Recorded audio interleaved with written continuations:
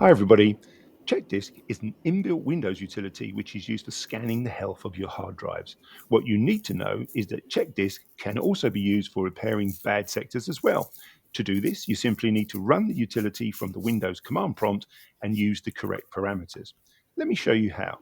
First of all, open the command prompt. Make sure you open it as administrator. Then go ahead and type CHKDSK, spelled CHKDSK. Then type the drive letter of the device that you want to scan, followed by a colon, and then hit space and type the following attributes: /F, /R, and then finally /X, and press enter.